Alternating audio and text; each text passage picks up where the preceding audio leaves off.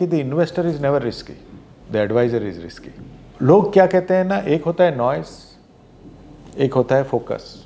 वो नॉइज में खो जाते हैं। मैं किसी से भी पूछता हूँ कि आपके लिए क्या मायने रखता है, हेल्थ या वेल्थ, वो हंस के तो हेल्थ बोलेंगे लेकिन मन में तो वेल्थ ही रहता है। अभी तक लोगों को ये पता नहीं कि गारंटी का एक कॉस्ट होता है। लोग एक तो पहले अपने लाइफ का कीमत बहुत कम लगाते हैं। लोग 50 लाख के इंश्योरेंस से बहुत खुश हो जाते हैं। More important, I think what is right for the customer should be given. What is the future of the small mutual fund distributor, आपको क्या लगता है? इंडिया ऐसा एक कंट्री है, वो शायद ट्रांजैक्ट करेगा टेक्नोलॉजी के जरिए, लेकिन एडवाइस लेगा फिजिकली। 5-10 साल बिजनेस के तक, कोई भी बिजनेस 5-10 साल तो छोटा ही होता है। करेक्ट। हमारे 16 साल के बाद हम ये मानते हैं कि अभी हमारा बिजनेस चालू हो रहा है। जो पोर्टफोलियो अपने क्लाइंट के हित में होता है और ज़्यादा डाइवर्सिफाइड होता है, उनका ईवीएम बढ़ता है। क्लाइंट के लाइफ में सबसे बड़ा जो स्टार है वो है उसका गोल, और रॉक स्टार वो है जो क्लाइंट को अपना गोल की तरफ लेके चले।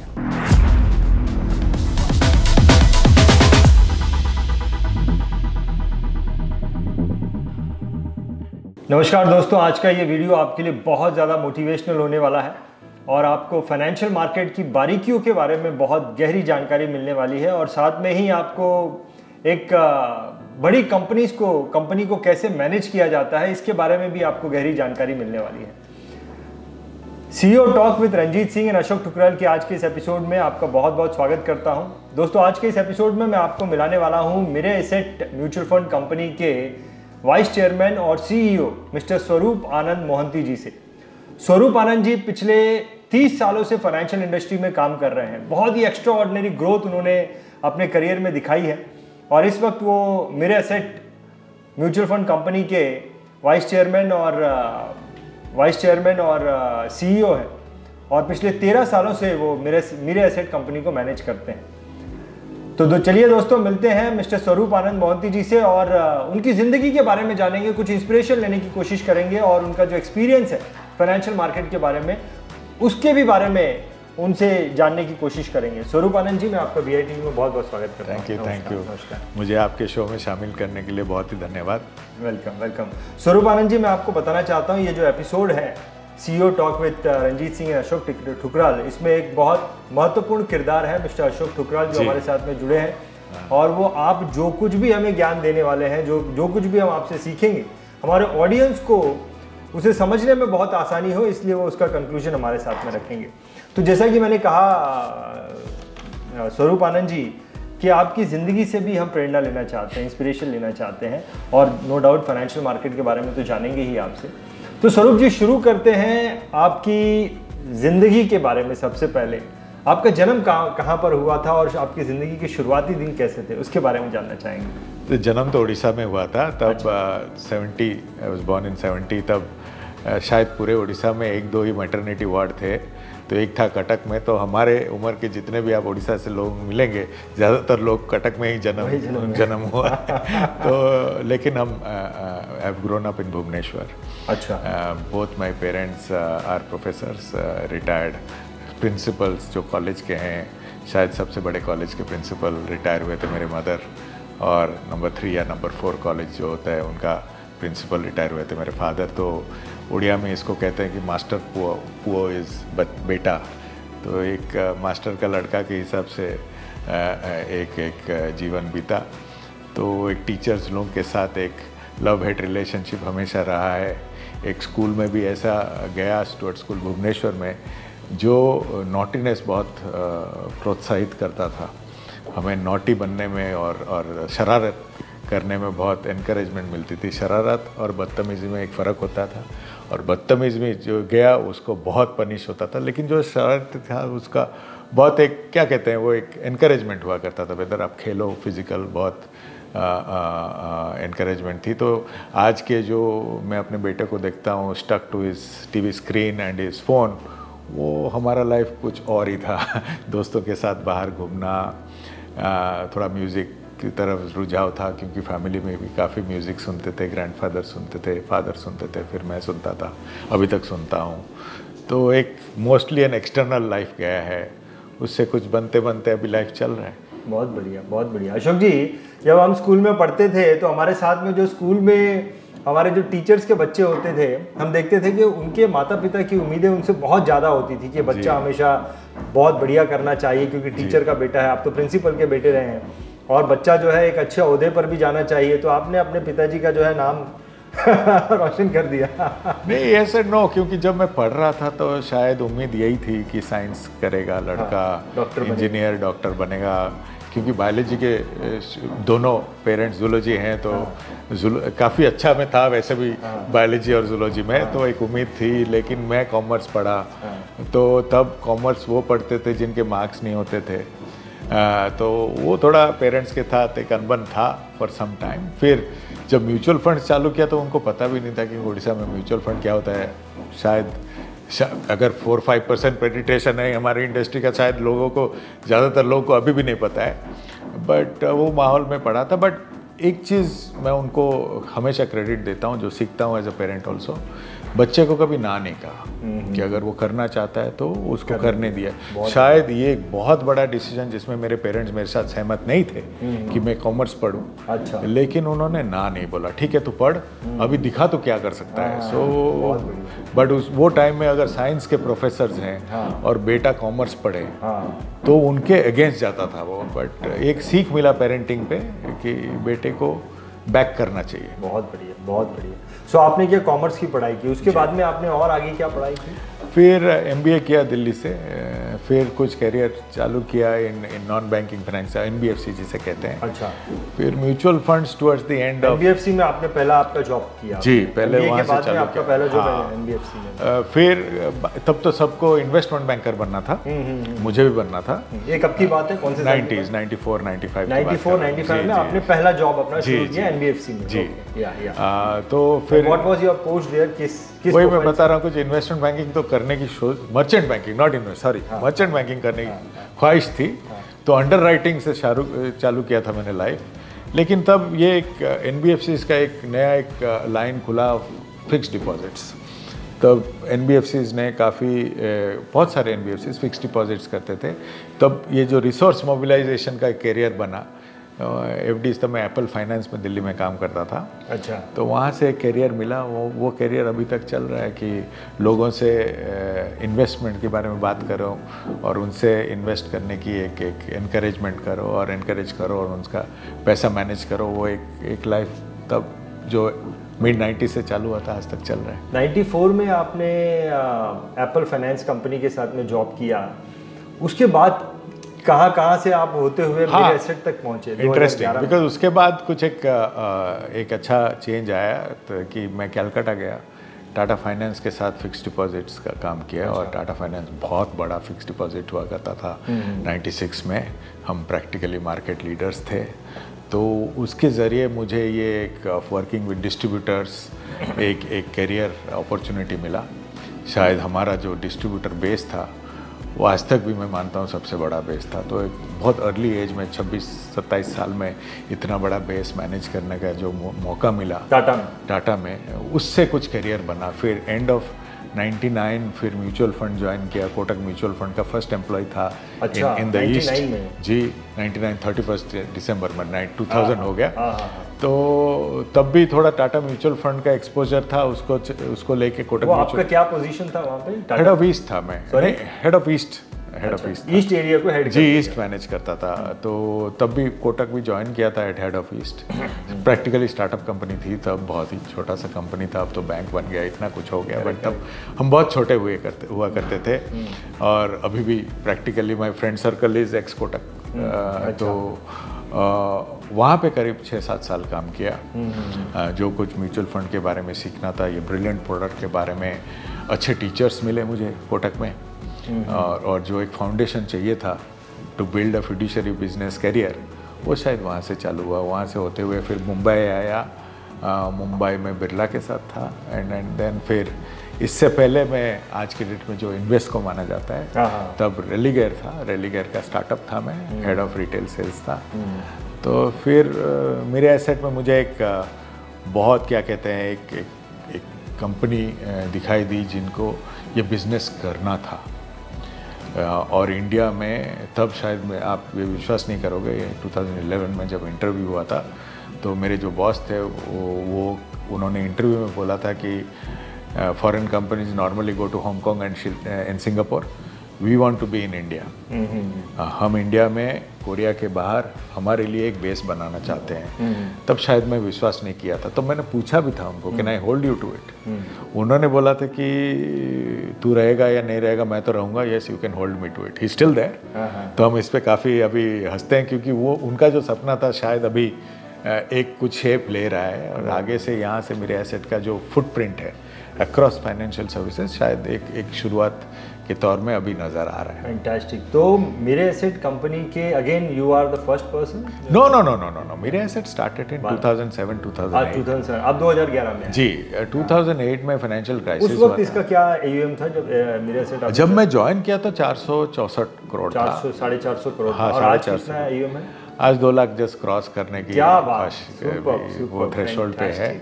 बट मोर इम्पॉर्टेंट 70 लाख फोलियोज़ हैं, करीब 70 लाख फोलियोज़, वो हमारे लिए ज़्यादा मायने रखता है कि एक Korean company only organic global asset management company in India. बाकी जितने भी ग्लोबल एसेट मैनेजमेंट का इधर जॉइंट वेंचर है या एक्विजिशन है, हम एक ही bottoms up organic global asset manager है इंडिया में। Superb superb. Ashok ji, I don't know आपको इसकी जानकारी है कि नहीं, एक head of east Kotak mutual fund के साथ में व्यक्ति आज मेरे एसेट कंपनी के CEO, वाइस चेयरमैन, 400 करोड़ से चालू किया, 2 लाख करोड़ की कंपनी उन्होंने बना दी है। क्या बोलना चाहेंगे अशोक जी आप? कुछ समराइजेशन इतनी सी बात का। सर मैं भले इनसे पहले नहीं मिला था जब ये हेड ऑफ ईस्ट थे, बट हमारे यहाँ जो नॉर्थ के आते थे वो बताते थे। और मैं अगर आप समराइज करने की बात कहूँ तो मैंने पहले भी बोल दिया था कि उड़ीसा के लोग बहुत लेबोरियस होते हैं, बच के रहना, क्रॉस कर देगा। क्योंकि हमारे फ्रेंड्स हैं जो हेड ऑफ सेल्स है और टॉप 50 AMCs में है, तो मैं उनकी स्पीड देखता हूँ, उनका काम करने का ढंग देखता हूँ। सुबह बनारस में होते हैं, शाम को बेंगलोर में होते हैं, रात में बॉम्बे में होते हैं। भले फ्लाइट से जाते हैं लेकिन लेबर करना इन लोगों के जीन्स में है।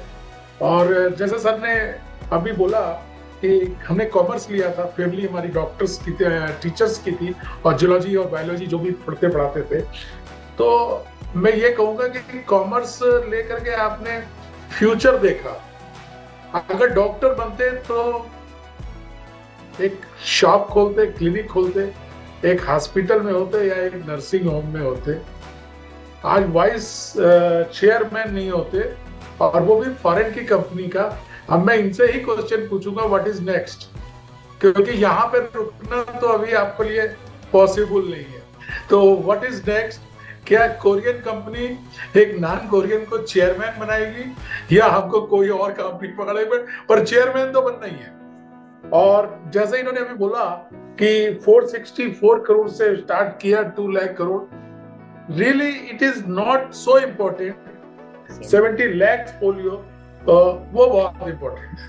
70 लाख कुछ ही लोगों का है, बड़े टॉप वाले हैं लेकिन कुछ ही लोगों का है। तो we are really impressed with Swarup. और मेरे ख्याल से जो लोग कहते हैं ना कि कौन कहता है कि आसमान में छेद नहीं हो सकते, एक पत्थर तो जम लगा के फेंको यारो, तो कुछ वैसा ही इन्होंने किया है। बहुत बढ़िया। मेरे को बहुत साइंस नहीं आता। अशोक जी, अभी भी स्वरूप आनंद जी जो है यहाँ पे बैठे हैं, लेकिन थोड़ी देर में BKC पहुंचने वाले हैं। तो स्वरूप आनंद जी, आपने ये जो जर्नी तय की है, आपने बताया कि आप एप्पल फाइनेंस में जॉब करते थे और वहाँ से आज जो है मेरे एसेट कंपनी के वाइस चेयरमैन हैं आप। आपको क्या लगता है कि इस जर्नी में आपका सबसे बड़ा अचीवमेंट क्या रहा, जो आपको लगता है कि ये अचीवमेंट जो है मेरे को डिस्कस करने योग्य है? नहीं, आई थिंक जैसे अशोक जी ने कहा, देखिए बहुत नसीब से ये नौकरी मिलता है किसी को। मैं किसी से भी पूछता हूँ कि आपके लिए क्या मायने रखता है, हेल्थ या वेल्थ, वो हंस के तो हेल्थ बोलेंगे लेकिन मन में तो वेल्थ ही रहता है। वो अपना पैसा किसी को ट्रस्ट करें और वो ट्रस्टवर्दी बनना एक बहुत बड़ा मायने रखता है मुझे, क्योंकि किसी और के पैसे से हमारा गुजारिश होता है या हमारा कमाई होता है और उसे हम फिड्यूशियरी रेस्पॉन्सिबिलिटी कहते हैं। ये फिड्यूशियरी रेस्पॉन्सिबिलिटी किसी को मिले, मेरे हिसाब से वो बहुत लकी है कि, और वो नौकरी मैं 30 साल से कर रहा हूँ, इससे बड़ा कुछ हो नहीं सकता मेरे हिसाब से, कि हर दिन कोई मुझ में या मेरे टीम में, मेरे कंपनी पे अपना हार्ड अर्न मनी का भरोसा रखता है, राइट। और उसको कायम रखना, और शायद जब तक मैं ये काम करूं तब तक एंड डे तक कायम रख पाऊंगा, ये मेरा सबसे बड़ा ख्वाहिश रहा है। और उसको रखना, कहना बहुत आसान है, बहुत कम लोग कर पाए हैं। आई will be tested, I know, but अगर मैं last day of my working में खुद से बोल पाऊँ कि मैंने ये रेस्पॉन्सिबिलिटी ठीक से निभाया है, तो I will be very happy. Fantastic. तो आपका ये कहना है कि आपका जो सबसे बड़ा अचीवमेंट ये है कि लोग शुरू से ही आप पर ट्रस्ट करते रहे हैं और आपने अपनी जिम्मेदारी भी सही तरीके से निभाई है। अभी तक दिख रहा है। देखिए, ये लॉ के दायरे में काम करने का काम होता है। आज तक मैं बोल सकता हूँ कि लॉ के बाहर नहीं गया हूँ और जाने का ख्वाहिश भी नहीं रखता हूँ।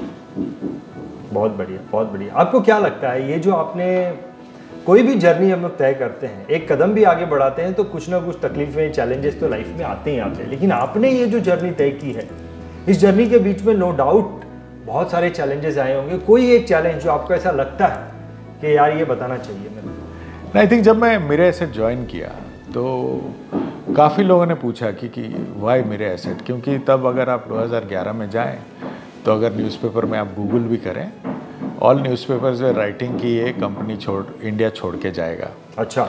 आप गूगल भी कर सकते हैं कि एंड ऑफ द रोड, काफ़ी लिखा जाता था, चर्चित भी था, और वो एक माहौल था कि काफ़ी ग्लोबल एसेट मैनेजर्स इंडिया छोड़ के भी जा रहे थे। बट उसको एक कंस्ट्रक्टिव वे में बनाना वाज अ बिग चैलेंज। यहाँ से जैसे आगे का ग्रोथ भी अगर मैं देखता हूँ तो बहुत बड़ा चैलेंज है। बट तब शायद 2011 में बहुत लोग शायद ये मानते थे कि मेरे करियर में बहुत कुछ, तब करियर भी ठीक नहीं चल रहा था, शायद इसीलिए ये नौकरी लिया। किसी ने मुझे ये नहीं पूछा कि क्या देख के तूने नौकरी लिया, अगर मुझसे पूछते तो मैं शायद जवाब देता, but people had kind of written us off in the market and वहाँ से एक जर्नी बनाना एक चैलेंज था। बट चैलेंज के लिए जो इंग्रेडिएंट्स थे, अच्छे फंड मैनेजर्स, एक सॉलिड प्रमोटर, वो दो चाहिए ये बिजनेस के लिए, और दोनों थे।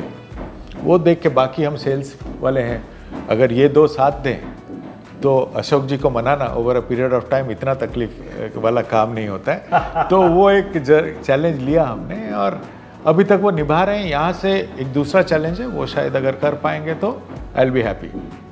अशोक जी, मैं स्वरूप आनंद जी की जर्नी जो है इन्वेस्को से देख रहा हूँ। इन्वेस्को में भी जब वो आए तो इन्वेस्को को भी एक एक्स्ट्रा ऑर्डिनरी ग्रोथ देने का आपने काम किया है। सिमिलरली आप मेरे एसेट में आए तो मेरे एसेट को भी आपने बहुत अच्छी, आप इन्वेस्को में भी एज ए सीईओ ही थे आप? नहीं, उधर मैं हेड ऑफ रिटेल सेल्स था। हेड ऑफ सेल्स थे। देखिए, ये ऑनेस्टली बता रहा हूँ, ये एक श्रेय एक आदमी को देना सरासर गलत है, क्योंकि you are as good as your team. Correct, right. And सबका एक बहुत बड़ा क्या कहते हैं कंट्रीब्यूशन रहता है।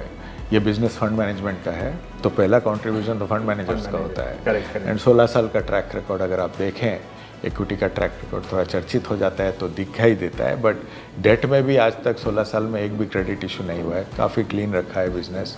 और 16 साल में अगर पूरा कंपनी मिलके हमारे पास एक भी रेगुलेटरी ब्रीच नहीं आया है या सेबी से एक भी कोई इधर उधर का लेटर नहीं आया है, तो वो एक कलेक्टिव रिस्पॉन्सिबिलिटी होता है। तो एक आदमी को श्रेय देना मेरे हिसाब से ठीक नहीं रहेगा। बट अगर, and most of them are together, जैसे हमारे CIO since inception and mister Surana first day से, वो मेरे से पुराने हैं कंपनी में, तो अगर साथ में काम कर रहे हैं इतने दिन से तो सबको थोड़ा एक अच्छा लगता है। नहीं, लेकिन फिर भी स्वरूप आनंद जी, मैं ये जानना चाहूँगा कि आपने एक जंप तो किया है जी जिंदगी में, उसके पीछे आपकी स्ट्रेंथ क्या है, आपको क्या लगता है? I think Ashok ji put that very well. देखिए लाइफ में बहुत चीज़ होते हैं जो नॉन कंट्रोलेबल होता है और एक चीज़ जो होता है वो कंट्रोलेबल होता है।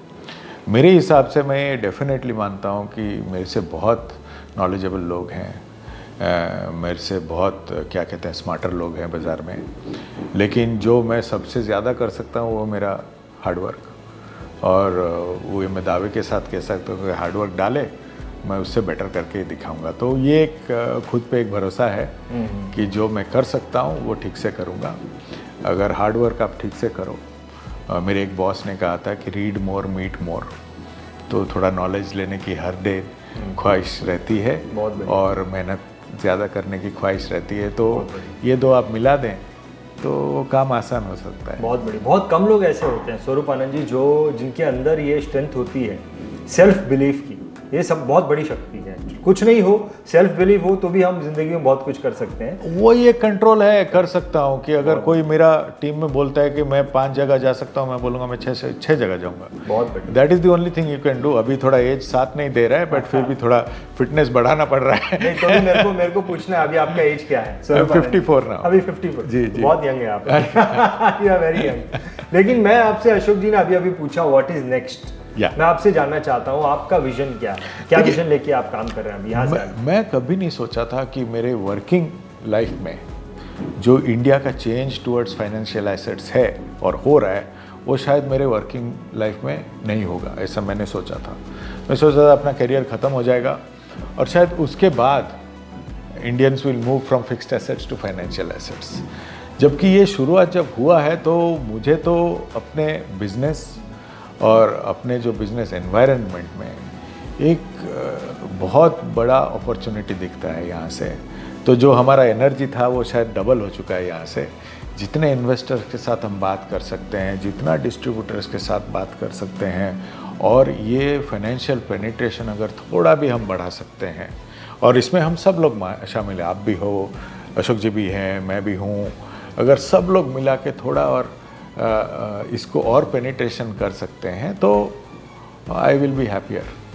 ये अभी 2 थिंग्स, 1 एक जैसे मैंने बोला है कि बहुत नसीब से एक फिड्यूशियरी, बिकॉज अभी एक म्यूचुअल फंड का कंप्लीट फिड्यूशियरी रिस्पॉन्सिबिलिटी रहता है सीईओ के साथ, वो पूरा हद तक निभाऊंगा till my last day of work. अगर वो विदाउट एनी रेगुलेटरी ब्रीच अगर ख़त्म कर सकता हूँ तो मेरे हिसाब से वो एक खुद के लिए एक अचीवमेंट होगा and I will be very happy. That is my job profile number 1। और उससे अगर पेनिट्रेशन बढ़ा सकें, लोगों को वेल्थ क्रिएट करने में थोड़ा हेल्प कर सकें तो वो एक जर्नी रहे, वो एक कंटिन्यूअस जर्नी है। फैंटास्टिक। अशोक जी, इस वीडियो के द्वारा एक तो है इंस्पिरेशन, दूसरा है नॉलेज। 2 चीज़ों को हम निकालना चाहते हैं। इंस्पिरेशन, मुझे ऐसा लगता है कि इंस्पिरेशन जो है ना वो नॉलेज की मदर है। इंस्पिरेशन है तो नॉलेज का फ़ायदा ले सकते हैं, इंस्पिरेशन नहीं है तो गाड़ी आगे नहीं चलेगी, स्पार्क प्लग की तरह काम करता है। तो यहाँ तक का पार्ट तो हम स्वरूप आनंद जी की ज़िंदगी से कुछ इंस्पिरेशन लेने की कोशिश कर रहे थे, तो बहुत सारी चीज़ें समझ में आई। इसका सार क्या देना चाहेंगे आप? सर, एक बहुत इंपॉर्टेंट चीज छूट रही है। हर आदमी की लाइफ में मोटिवेशनल घर से आता है। जैसे मैंने अपने पिताजी से जो सीखा वो मैंने स्कूल, कॉलेज, यूनिवर्सिटी और पब्लिक फिगर में नहीं सीखा, वो मेरे पहले गुरु थे। तो सिमिलरली इनको भी घर से कहीं ना कहीं से कोई ऐसी इंस्पिरेशन है जो इन्होंने अभी अपने फैमिली सीक्रेट नहीं जाहिर की है। मेरे ख्याल से रंजीत जी, इस पॉइंट को आपको इग्नोर नहीं करना चाहिए, उसको निकलवाना आपका काम है कि कैसे आप निकलवाते हैं। मैंने तो आपको हिंट दे दी। बहुत बढ़िया। स्वरूप आनंद जी, मैंने जब अशोक ठुकराल जी की लाइफ जर्नी का वीडियो बनाया था तो उन्होंने अपने पिताजी को एक सोर्स बताया था उनकी ज़िंदगी में आगे बढ़ने का। आपको क्या लगता है कि आपके ये जो छुपा हुआ जो अदृश्य शक्ति जो हमें मिलती है, आप किसे श्रेय देना चाहेंगे आपके ज़िंदगी में आगे बढ़ने का, आपकी फैमिली में? ये बचपन में तो जो जर्नी था वो पेरेंट्स ने तय किया कि एक दिशा दिखाया कि कुछ भी कर ठीक रखना अपना लाइफ। तो एक जब स्कूल में थे, मेरे प्रिंसिपल बहुत मिस्टर गिरीश रॉय थे मेरे स्टुअर्ट स्कूल, वो उनका क्या कहते हैं जो एक रहा है मेरे प्रभाव मेरे लाइफ में बहुत बड़ा रहा है, उनका कहना था कि ठीक है शरारत कर, बट एक एक दायरे में रहे। और शरारत करने में वो बहुत क्या कहते हैं हमें पुश भी करते थे। शरारती और बदतमीज़ी में एक बहुत बड़ा लाइन होता है, उसको आप हमेशा याद रखना। तो ये उनका एक, और to explore everything, to go out of studies. जैसे हम थोड़ा बहुत क्रिकेट खेलते थे, मेरे फादर के एक ही रूल था मेरे बचपन में, स्ट्रीट लाइट ऑन हो जाएगा तो घर आ जाना। तो क्योंकि उतना ही टाइम था तो मैं 5 बजे उठ के घर से निकलता था, क्योंकि 6 बजे तक घर आना था। तो वो पूरा जो टाइम है उसको कैसे पूरा एक्सपैंड करके बियॉन्ड स्टडीज़ भी जाना, एक एक बहुत बड़ा उनका एक रहा है। बट फिर एक दौर आता है when you leave your parents and you get married. I got married to an exceptional student.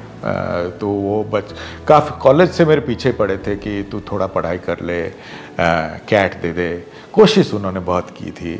अब between my parents and my wife they are 3 PhD holders, I am the only one who doesn't have a PhD। तो but more than anything ये जो एक fiduciary दायरे में रखने में my wife has a big role, क्योंकि वो बहुत क्लियर है, तो कुछ भी कर, ऐसा काम कर कि जो लोग ठीक ठाक माने।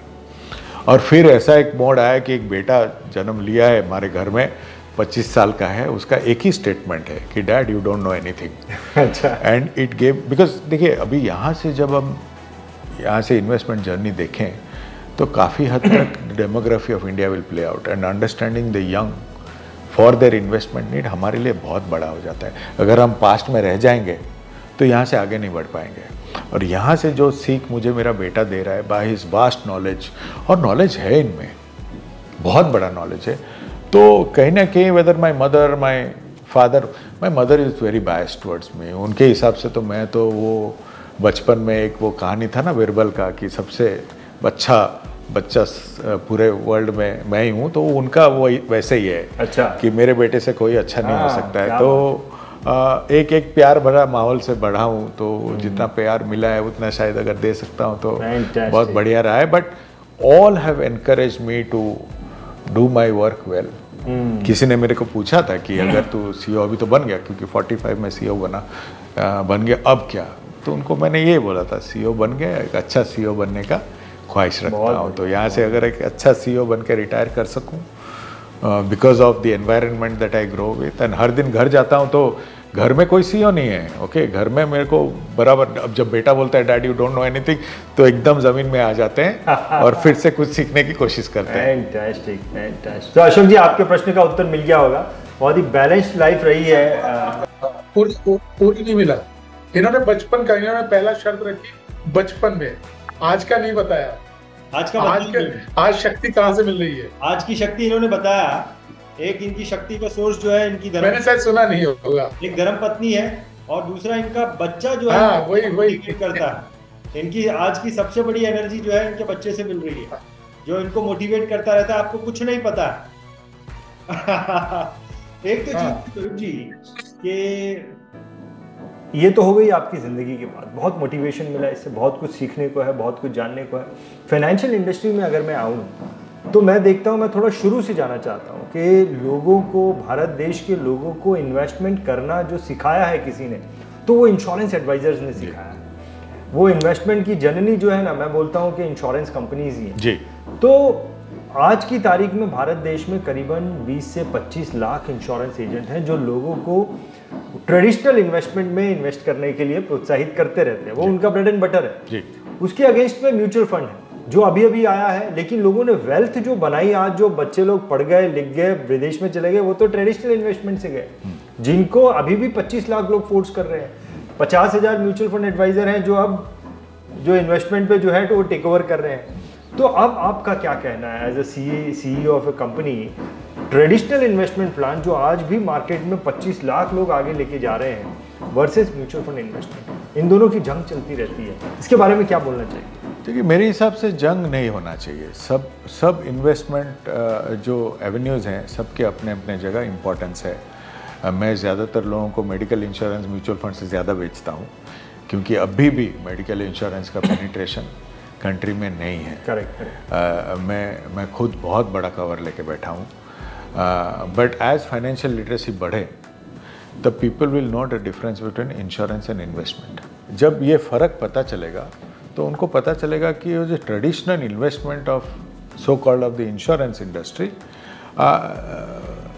वो अगर आप तुलना करें ना mathematically, is no comparison, right. जब कोई एक गारंटी देता है, अभी तक लोगों को ये पता नहीं कि गारंटी का एक कॉस्ट होता है, राइट। और वो कॉस्ट कितना होता है वो किसी को बताया नहीं जाता है। लोग गारंटी लेते हैं क्योंकि एक बैगेज रहा है। देखिए, between my father, me and my son ये जर्नी है। मेरे फादर शायद ट्रेडिशनल इन्वेस्टमेंट में रखते थे, मैं कुछ दिन तक रखा, उसके बाद जब मुझे थोड़ा बहुत सीख आया, मैं फिर अपना investment journey through people like mister Thukral उनके साथ तय किया। ऐसा नहीं कि मेरा इंश्योरेंस नहीं, बट मेरा टर्म प्लान है और काफ़ी बड़ा प्लान है, राइट। लोग एक तो पहले अपने लाइफ का कीमत बहुत कम लगाते हैं। लोग 50 लाख के इंश्योरेंस से बहुत खुश हो जाते हैं। अगर 50 लाख का इंश्योरेंस हो और आपका, भगवान ना करे, आपका डेथ हो, 50 लाख का आज की डेट में कोई मायने नहीं रखता है। ये रियलिटी है फ्रॉम ए सन्स एजुकेशन और डॉटर्स एजुकेशन एंड वाइफ का फ्यूचर। लोग काफ़ी लंबा तक जीने भी लगे हैं। तो ये सब जब जानकारी होगा तो प्योर इंश्योरेंस का एक जगह बनेगा और काफ़ी बड़ा बनेगा।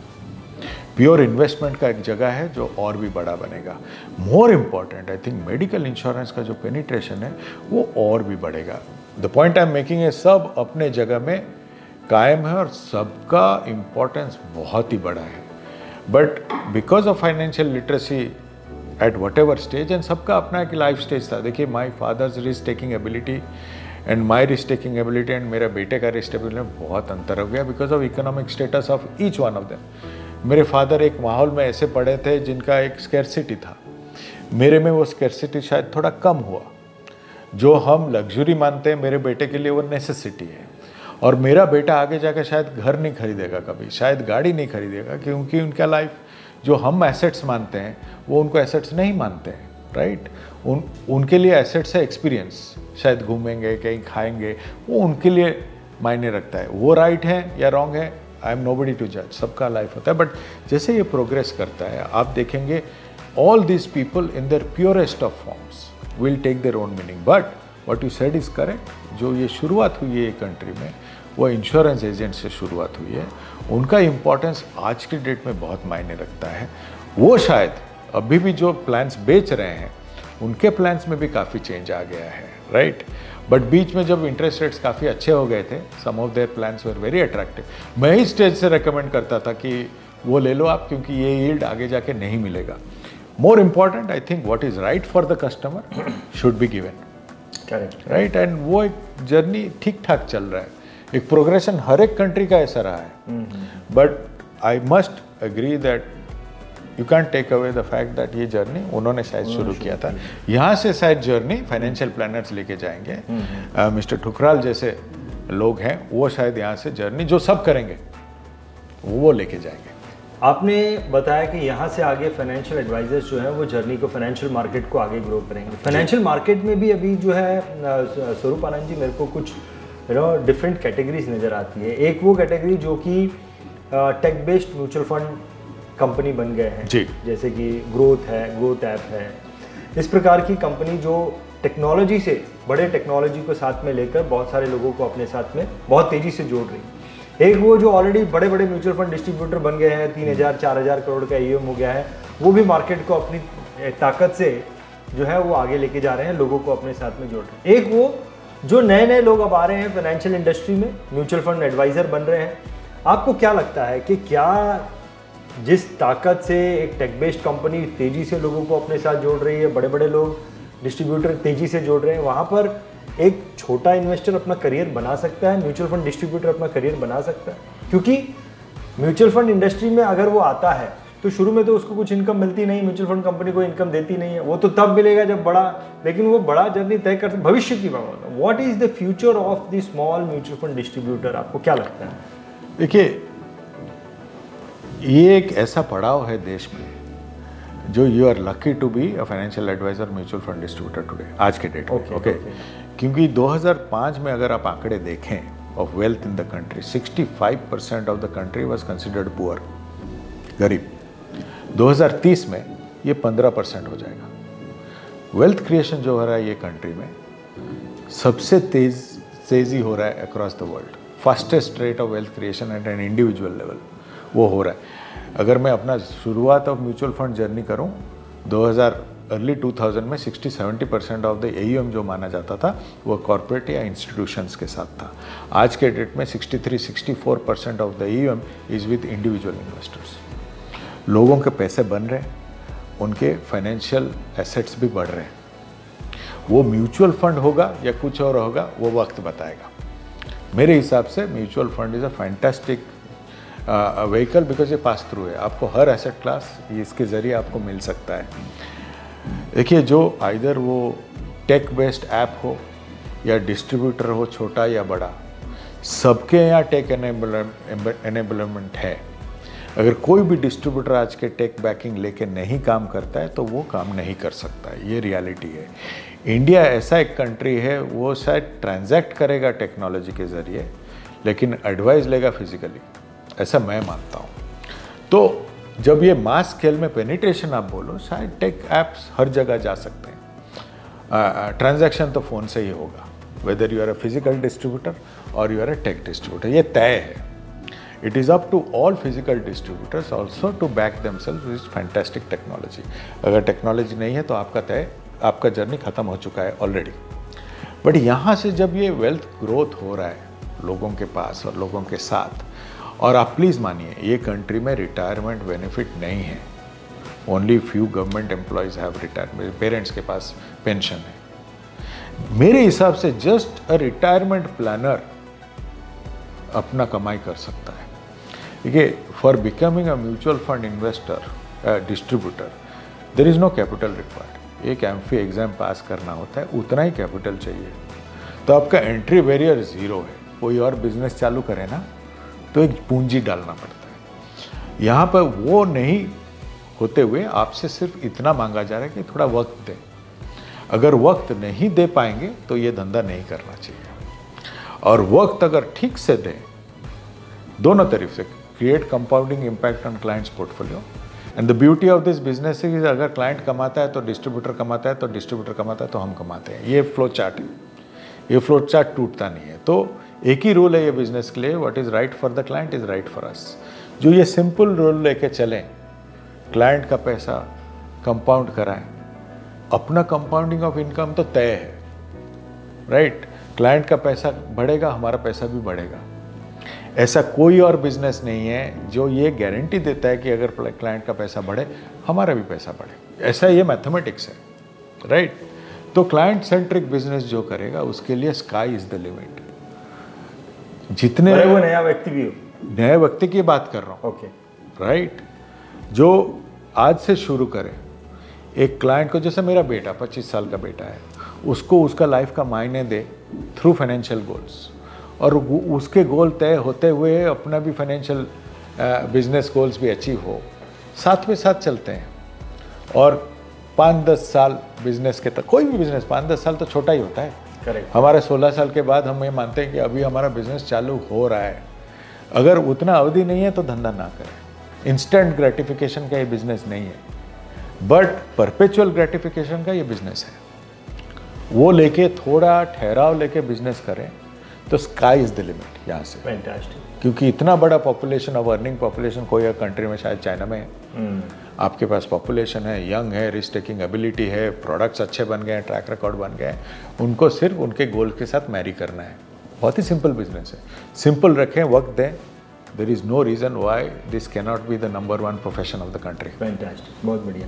लेकिन स्वरूप आनंद जी, एक पहले ऐसे होता था कि जो म्यूचुअल फंड डिस्ट्रीब्यूटर है मार्केट में काम करते थे, लेकिन फिर अचानक ऐसा हो गया कि एक डायरेक्ट ऑप्शन आ गया, जहाँ पे कस्टमर के पास ऑप्शन आ गया कि वो बिना म्यूचुअल फंड डिस्ट्रीब्यूटर के जो है खुद इन्वेस्ट कर सकता है, डायरेक्ट इन्वेस्टमेंट कर। और म्यूचुअल फंड डिस्ट्रीब्यूटर दे तो भी म्यूचुअल फंड डिस्ट्रीब्यूटर को फायदा नहीं है डायरेक्ट ऑप्शन।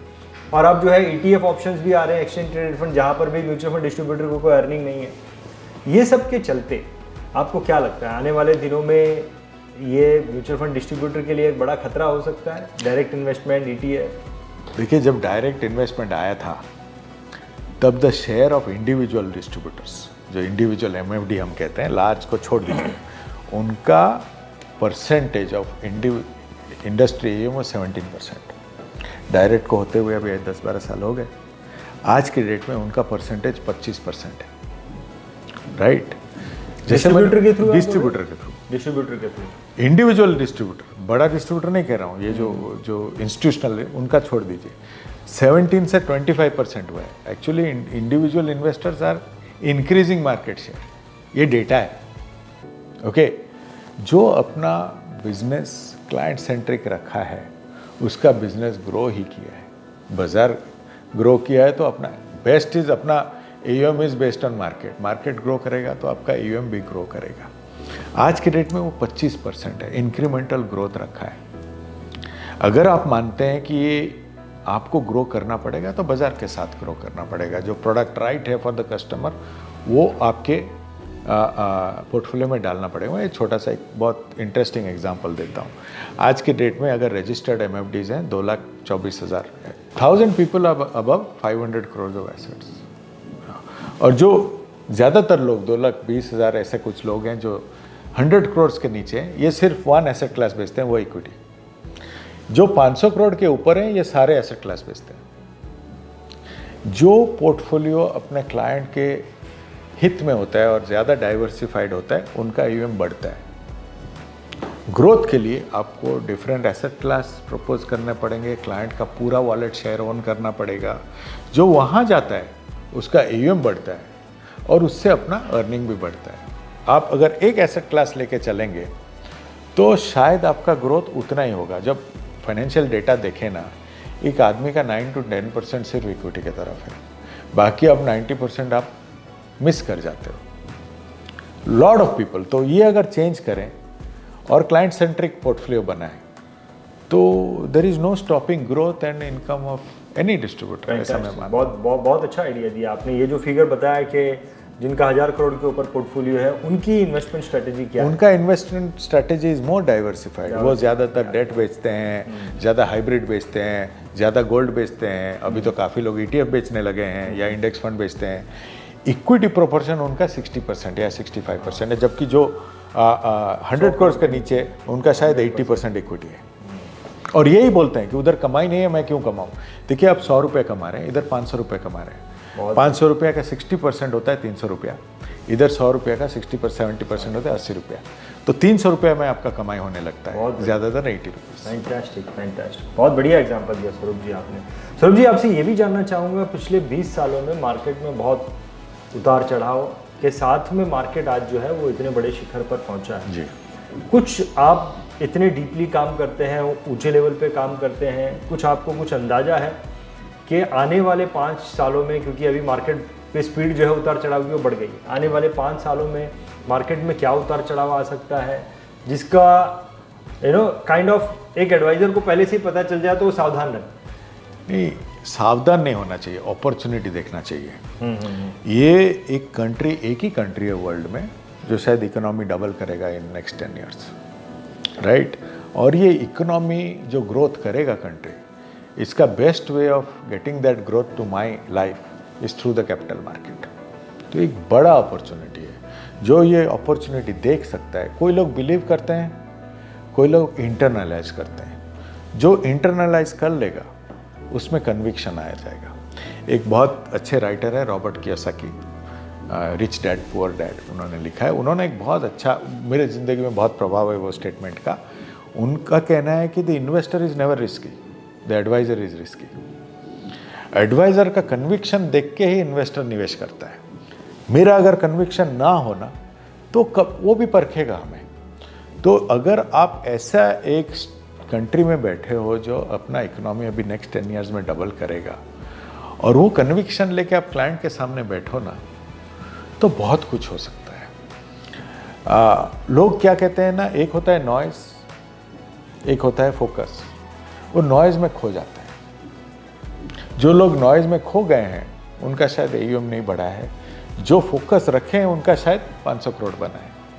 जो 17% था वो 25% क्यों बना? क्योंकि काफ़ी लोग वो फोकस्ड हो गए। और एक ही चीज़ पे फोकस करना है कि ये कंट्री ग्रो करेगा, मार्केट्स ग्रो करेंगे, मार्केट्स में आप बैठेंगे तो आपका पैसा बनेगा। वही जो मार्केट में बैठेगा उसी का ही पैसा बनेगा, और जितना लंबा अवधि तक आप बैठोगे उतना ज़्यादा पैसा बनेगा। Power of compounding is mathematics, right. But ये सिंप्लिसिटी अगर आप बिजनेस में लाएं और नॉइज़ को हटा दें, काफ़ी लोग ये रेगुलेटरी चेंजेस ये सब में खो जाते हैं। वो तो होते रहेंगे। मेरे एक प्रोफेसर कहा करते थे कि चेंज इज कांस्टेंट। एक दिन ऐसा आएगा कि वर्ड चेंज शायद हो सकता है, तो चेंज आप अगर नहीं मान के चलोगे तो आप पीछे रह जाओगे, राइट। एट मेरे एसेट हम ये मानते हैं कि जो कल हो गया, रात गई बात गई, वी डिस्ट्रॉय यस्टरडे। ये जो बात आपने बताई स्वरूप आनंद जी कि अगले 10 सालों में मार्केट जो है वो डबल होने वाला है, नो डाउट इकोनॉमी डबल होने वाली, इकोनॉमी जो है डबल होने वाली, ये बहुत कन्विक्शन देगा जी। फाइनेंशियल एडवाइजर जो भी इसमें काम कर रहे हैं फोकस्ड होने के लिए बहुत ज़बरदस्त कन्विक्शन देगा। लेकिन आपने एक चीज़ बताई कि 1000 करोड़ के जो जिनका AUM है उनके काम करने का तरीका जो है वो डाइवर्सिफाई, अपने कस्टमर के हित में ज़्यादा सोचते हैं, और जो 100 करोड़ के नीचे है वो कहीं ना कहीं अपने हित में थोड़ा ज़्यादा सोच रहे हैं, वो कस्टमर का डाइवर्सिफिकेशन, वो अपने एक एसेट क्लास में फोकस कर। आपको क्या लगता है कि यही एक सीक्रेट है फाइनेंशियल एडवाइजर डिस्ट्रीब्यूटर के सक्सेस का, या आप कोई और दूसरा सक्सेस मंत्रा भी देना चाहेंगे? नहीं, 2-3 चीज़। सीक्रेट कुछ है, बहुत सिंपल सा बिजनेस है। जितना सिंपल रखें, जितना बोरिंग करें, उतना ग्रोथ होगा। पहले फ़ोन्स में ना 50 बटन हुआ करते थे, आज वही जो फ़ोन बिक रहा है जिसमें बटन नहीं है, right. You make it very simple, right. Simple 2 चीज़ है। एक तो फिड्यूशियरी नेचर अपना कायम रखें, जो लॉ के दायरे में रहें, क्लाइंट के हित में काम करें। हर एक क्लाइंट का अपना अपना लाइफ होता है। All portfolio should be a successful advisor is one who does not get his और ओन रिस्क और her own risk profile to the clients risk profile. एक क्लाइंट का रिस्क प्रोफाइल अलग होता है, मेरा खुद का रिस्क प्रोफाइल अलग होता है, राइट। लेकिन क्लाइंट का रिस्क प्रोफाइल के हिसाब से मुझे काम करना पड़ेगा। तो ये अंतर रखना बहुत बहुत मायने रखता है। और थर्ड चीज़ जो बहुत इम्पॉर्टेंट है, ओके, एक क्लाइंट के लाइफ में सबसे बड़ा जो स्टार है वो है उसका गोल, राइट। क्योंकि उसका लाइफ में वही मायने रखता है जो टेंजिबल है। और रॉक स्टार वो है जो क्लाइंट को अपना गोल के तरफ लेके चले। क्या बात, राइट, क्या बात। आप खुद को रॉकस्टार माने क्योंकि आप कर रहे हैं वो क्लाइंट के लिए। खुद से वो नहीं कर पाएगा, जो कर लेगा बहुत बढ़िया, लेकिन आप वो क्लाइंट के अल्फा हो। म्यूचुअल फंड अल्फा नहीं है। अगर म्यूचुअल फंड को अल्फा बनाना चाहें तो मैं बैठा हूँ अल्फा बनने के लिए, कोई प्रॉब्लम नहीं है। बट मेरा स्टेटस आता है एज अ फंड और a selection of the fund in stage number 4 या 5। स्टेज 4-5 तक आप हो। क्लाइंट का गोल क्या है, क्लाइंट का रिस्क प्रोफाइल क्या है, क्लाइंट का एलोकेशन क्या होगा, एलोकेशन में क्या फंड होगा, तब हम लोग आते हैं। लेकिन ज़्यादातर क्वेश्चन मुझे पूछा जाता है तेरा बेस्ट फंड क्या है। मैं जब पूछता हूँ उससे तुम्हारा क्या होगा, वो शायद सरप्राइज हो जाते हैं। हम नंबर 5 हैं, 1 to 4 आप हो, जो ये समझ सके कि रॉकस्टार आप हो और आप क्लाइंट के लाइफ में अल्फा हो, मार्केट नहीं है। उनका बहुत अलग अंदाज और फोकस होता है बिजनेस के तरफ। और ऐसे सब नहीं बनते हैं, कुछ बनते हैं, और जो बन जाते हैं उनका ग्रोथ एक अलग लेवल तक जाता है। फैंटास्टिक। सो अशोक जी, ये हमारे इंटरव्यू, ये हमारे इस एपिसोड का दूसरा पड़ाव था, जहाँ पर हमें एक फाइनेंशियल एडवाइज़र की ग्रोथ पॉइंट ऑफ व्यू, उसके विजन पॉइंट ऑफ व्यू, काफ़ी सारी चीज़ों की जानकारी मिली। यहाँ पर आप क्या बोलना चाहोगे, क्या कंक्लूजन निकालना चाहोगे हमारी ये जो बातें हुई financial advisor point of view? Ashok जी।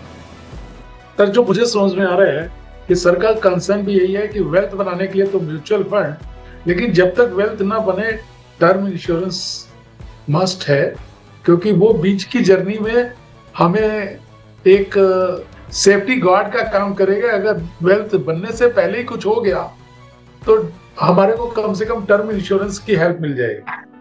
दूसरा, स्कोप के लिए इन्होंने बता दिया कि छोटे एडवाइजर्स का भी स्कोप है, बड़ों का भी स्कोप है। इस कंट्री में अमेज़न भी चलेगा और लोकल ग्रोसरी मर्चेंट भी चलेगा। और ये सच है कि 20% से रेवेन्यू बनता है, 80% में कास्ट जाती है। वो फार्मूला सही है, इन्होंने 75-25 कुछ बता रहे थे। और जो ETF डायरेक्ट के लिए तो मेरा भी मानना है कि केमिस्ट साहब बहुत हो चुकी है, डॉक्टर्स कम है। आज भी हमारी कंट्री में डॉक्टर्स कम है, लेकिन बिना डॉक्टर्स के प्रिस्क्रिप्शन के केमिस्ट साहब पे कोई जाता नहीं है, और जो जाता है तो वो छोटा मोटा सिरदर्द की दवा ले लेता है और उसके बाद आराम नहीं आता तो दूसरी बार वो केमिस्ट साहब में भी नहीं जाता है। गरीब से गरीब आदमी चाहे वो गवर्नमेंट हॉस्पिटल में जाए लेकिन जाता डॉक्टर के पास।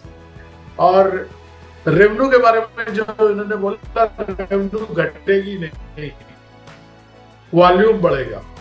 और जिसको मार्केट में टिके रहना है, एक ही प्रिंसिपल है कि वॉल्यूम बढ़ाए, मोर बिजनेस मोर गेन। रेशियो से फर्क नहीं पड़ता, बिजनेस से फर्क पड़ता है। इन्होंने 100 करोड़ और 500 करोड़ का एग्जाम्पल करके समझा दिया। It's fantastic. और मैं ये जानना चाहता हूं कि आपने, देखो आप आपकी कंपनी के रॉकस्टार हो, आप एक लीडर हो आपकी कंपनी के, बहुत सारे लोग आपको फॉलो करते हैं।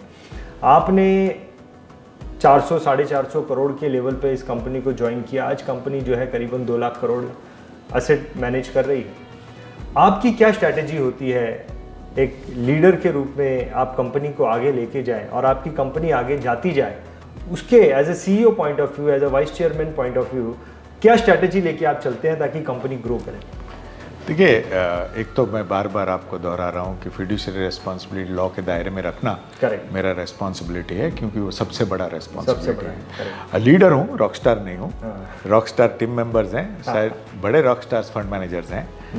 ये हमेशा याद रखिएगा कि नाम है media asset investment managers, media asset sales managers नहीं है। इन्वेस्टमेंट का बिजनेस है, तो रॉकस्टार्स वो रहते हैं। उनको एक माहौल देना कि वो अपने आपको खुद से अच्छे से एक्सप्रेस कर सकें। And more important I think पूरा कंपनी को ऐसा एक माहौल बनाना जिस पहले तो सबको ऑफिस आने का इच्छा हो, ऐसे एक माहौल बनाए। एंड सेकेंडली ऑफिस आके खुद को अपने टैलेंट के हिसाब से एक्सप्रेस कर पाए, वो एक एनवायरनमेंट बनाना मेरा काम है। I am a facilitator, right. हर एक आदमी का स्किल अलग होता है, हर एक आदमी का क्या कहते हैं नॉलेज अलग होता है, और वो उसको रेस्पेक्ट करके ऐसा एक एनवायरनमेंट बनाए कि वो अपने नॉलेज और टैलेंट के हिसाब से काम करें।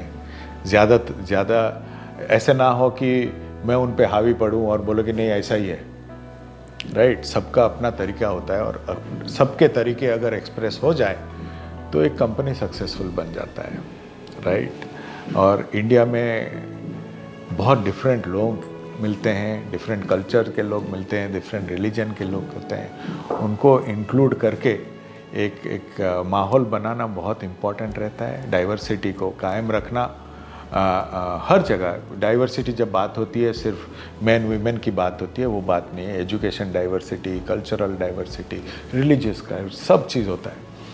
उसको बना के अगर एक कुछ स्पेशल कुछ एक बना सकते हैं जिसमें सब लोग आके अपना टैलेंट के हिसाब से काम कर सकते हैं, तो वो मेरा काम होता है। अगर वो कर सकता हूँ तो खुद को खुद नसीब मानूंगा। फैंटास्टिक, बहुत बढ़िया। स्वरूप आनंद जी, हमारी जो बातचीत चली, जो भी करीबन 1 घंटा हमारी बातचीत चली, बहुत ही धीरे धीरे हमारी बातचीत हुई, लेकिन बहुत कुछ, यकीन मानिए बहुत कुछ, बहुत ज़बरदस्त नॉलेज जो है आज के इस जो भी वार्तालाप हुई है इससे मिला है। अशोक ठुकराल जी, स्वरूप आनंद जी को लेट हो रहा है जाने के लिए, 2 लाइनों में आप पूरे इंटरव्यू का क्या सार रखना चाहेंगे? अशोक ठुकराल जी। स्काई इज द लिमिट, और हम लोगों को अभी रुकना नहीं चाहिए। 54 है तो क्या हुआ, आपको अभी रुकना नहीं है। और रतन टाटा जैसी एज में 70 तक आपको ले जाना है, 70 प्लस तक। और इन्होंने एक चीज और भी बताई कि नए आने वालों के लिए, हम लोग बचपन में केवल टाटा बिरला का नाम सुने थे, अंबानी का जवानी में सुने और अडानी का बुढ़ापे में सुने। ये दोनों कभी थे नहीं, कहीं थे नहीं। तो अभी बहुत स्कोप है सर, कोई बड़ी बात नहीं है। दिल्ली एक AMC नई बन रही है, कल को स्वरूप जी को आइडिया आ गया या हम लोगों ने जोर दिया तो कुछ हो सकता है। Thank you very much. देखिए, एक इस पे बहुत बहस हुई है, वो आप ख्वाहिश रहती है कि खुद का बिजनेस चालू करें। बहुत बीच में कुछ मन में थे, बट अभी कंक्लूजन है कि वी आर एम्प्लॉयज़ और वर्ल्ड के बेस्ट एम्प्लॉय बनने की ख्वाहिश है। सुपर, बहुत बढ़िया, बहुत बढ़िया। चलिए अशोक जी, आपके प्रश्न का उत्तर दे दिया। मोहंती जी बहुत बहुत धन्यवाद करना चाहूँगा कि आपने अपना समय दिया। मुझे बहुत अच्छा लगा, सीरियसली आपसे बात करके बहुत अच्छा लगा, बहुत मज़ा आया आपसे बात करके। आपने समय कम दिया है, मेरे बहुत सारे प्रश्न रह गए आपसे पूछने के लिए, लेकिन मैं जल्द ही दोबारा आपसे मुलाकात करने की कोशिश करूँगा। जी, बहुत बहुत धन्यवाद। Thank you.